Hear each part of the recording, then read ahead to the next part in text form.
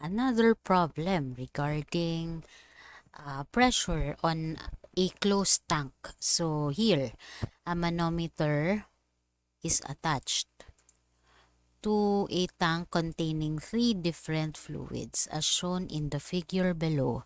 Find the difference in elevation of the mercury column in the manometer.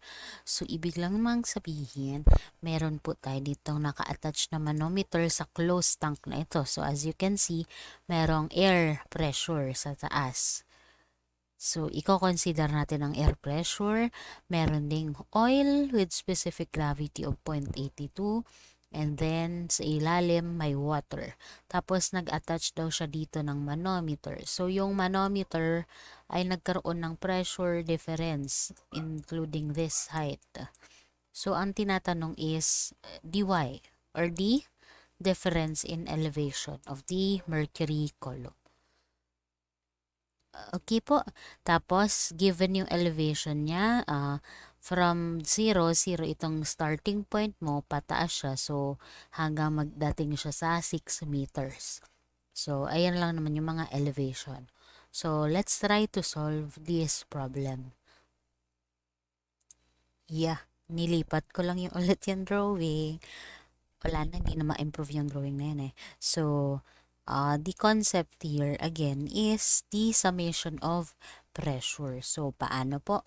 Let's write down the primary equation for pressure head is equal to P. Gamma H lang. Always and forever. So, magtalaga tayo ng points since kulob dito, kulob yung air niya. So, meron ka mararamdamang pressure at this point. Hindi mo ma-assume na 0 muna yan. So, let's denote this as our point 1.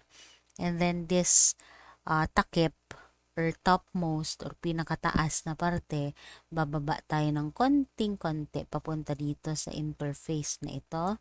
Let's denote that as our point 2. Tapos, pagkatapos naman ni point 2, meron tayong oil dito, liquid, another type of liquid. So, from this one to this one, let's denote this as our point 3. So, ito ko nalalagay. Point 3. And then, from point 3, bababa siya sa bottom ni tank na merong elevation na ganire. I-denote natin also yan as our point 4. So, nagigets nyo man, 1, 2, 3, 4. And then, paano itong manometer? So, let's look back at the figure para medyo mas malinaw naman yung So, from, ito na yung point 4, po, as you can recall, this point is the point 4, the bottom. Tapos, bumaba pa yung water along the manometer at 1 meter depth. So, ito po ang tinutukoy ko. So, pwede natin siyang lagyan ulit ng point here, kung saan yung ibinaba ni water. Para alam natin kung saan yung level lang ng tubig. So, hanggang dito lamang po. Tama po ba? And then, from point A or simply 0.5 at this point, numeric or number lang ang ating i-consider. Pero anyway, A and B is still considered to be number 5 and our number 6. So, si AB po, katambas lang din siya ni 5 at 6. Tapos, from 0.6, ano naman ito? Di ito na po yung last nating point na kung saan ito na yung ibabaw nung inangat ni Mercury. So, kailangan kasi po nating hanapin si Y. Ito lang yung nawawala. Okay po? So, meron tayong 7 points. So, ibabalik ko lang doon sa figure. So, medyo malabo kasi pero I think this is your point number 5. So, dito ko na lang 0.5. Tapos yung katumbas niya na point dito sa may parteng ito. So this is your 0.6. Turo ko na lang din. And then from 0.6, the pinakataas na part is our 0.7. So, nag-pointing system tayo para malinaw. Para bawat type ng liquid merong kaakibat na point. Tapos, ayun, magkakaiba lang siya in terms of kung saan yung location. Okay? So, the difference in elevation ang hahanapin natin. So, paano?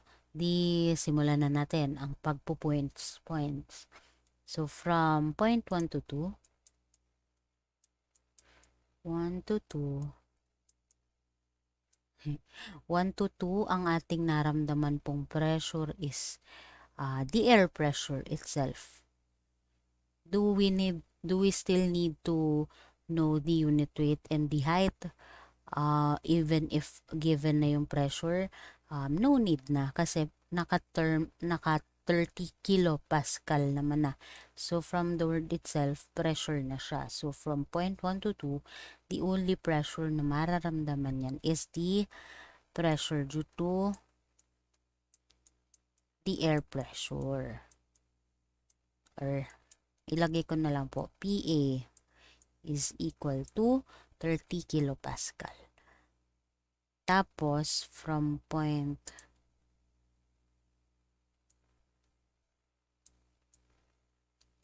2 to 3, so 2 to 3, from point 2 to 3, ano yung liquid na yon? This is our oil. So, ano yung given specific gravity?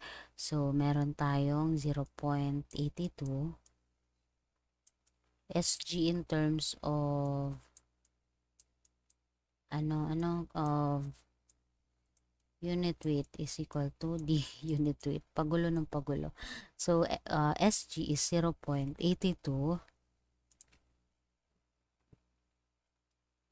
multiplied by the unit weight of water na reference nga natin. So, that is our 9.81. I can say that 9.81 na kasi nakakilopascal naman. So, times, ano pa nawawala? Gamma H. So, the height difference of this part is equal to elevation 5. So, 5 meters mula sa bottom yan. So, ito yung 5 mo. Tapos, ito mo naman, si elevation 2. So, this is your 2 meters from 0 point ha. Tapos, from 0 to 5. So, 5. So, ilan po ngayon ito? Di 5 minus 2. 5 minus 2 is equal to 3 meters. So, the height here is equal to 3 meters. And then, so okay na tayo kay point 2 to 3. Proceed tayo kay point 3 to 4. So, from 3 to 4. And what is our point 3 to 4? That is water. What is the unit weight of water? 9.81 kilonewton per cubic meter. What is the height of the water here? This is from elevation 0 to elevation 2 meters. So, ayun na sa figure. 2 meters po ang height. Ano pa? Ano pa ang nawawala natin? This drop of liquid. Ano tong kulay blue? Water po yan. Ano ito? Ito. Yarn. Okay, so from point 4 to point 5,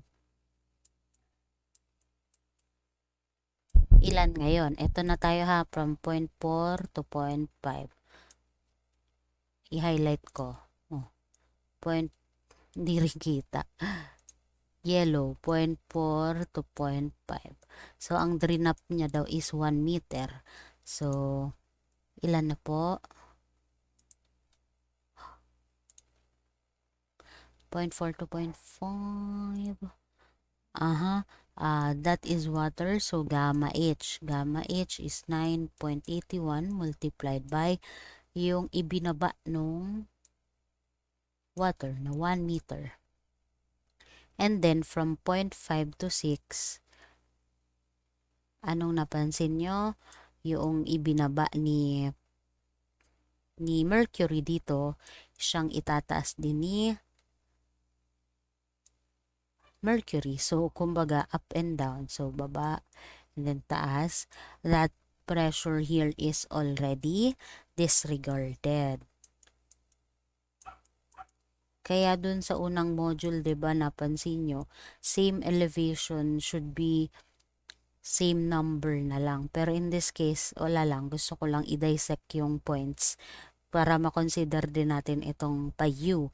Pero again, the pressure at that point will be cancelled out. Bakit? Kasi positive pressure pababa, tapos negative pressure pataas.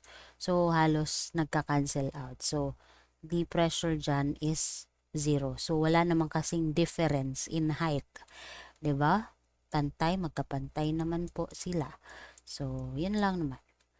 Okay, next is, wait, delete ko lang, okay, sorry. From 5 to 6, the pressure is equal to,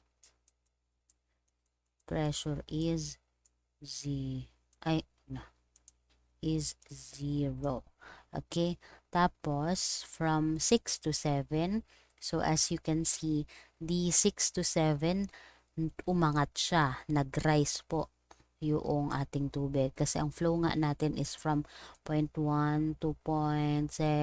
So, nagigets nyo po. Dito sa buong numbering from 1 to 6, from 1 to 5, pababa yung flow natin. Tapos, umangat-angat-angat lang siya hanggang kay 7. So, ibig sabihin, itong 6 to 7 is negative pressure.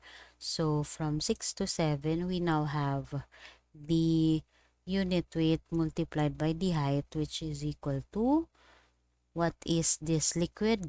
This is mercury. So, negative specific gravity of 13.6 multiplied by the unit weight of water, which is equal to 9.81 kilonewton per cubic meter, multiplied by the difference in height, that is equal to y. So, ang nawawala lang pala ni y is, ang nawawala lang dito is si y. Tapos, i-equate natin siya dito sa 0.7. 0.7 is open surface. So, paano nga pag open surface? That is equal to 0. So, at the end of this equation, equal 0 na siya. So, ibig ko lamang sabihin, summation of pressure from 0.1 to 0.7 is equal to 0. Ito na yung end po ng ating equation, si 0. Kasi dito sa point ni 7, 0 pressure na siya. Okay po? So, i-rewrite ko lang itong ating pinag-point to point. Sandali lamang. Okay. Drawing. 30.1 to 2 plus 0.2 to 3. So, 0.82 multiplied by 9.81 multiplied by 3. So, ito yun. And then, from 3 to 4, so, positive 9.81 multiplied by 2 plus 9.81 multiplied by 1 from 0.4 to 5.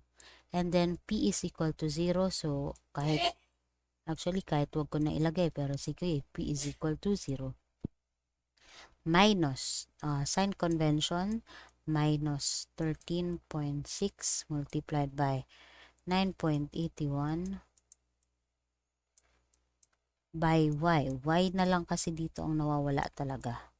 Is equal to, equating that to 0. So, solving for this equation, we now have 30 plus 0.82 by 9.81 by 3 plus 9.81 times 2 plus 9.81 times 1 minus 13.6 by 9.81 multiplied by alpha x is equal to 0. So the answer for y is equal to 0.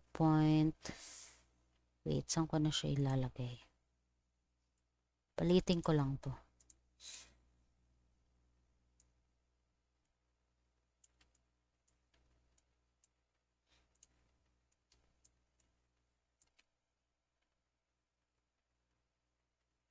Yan.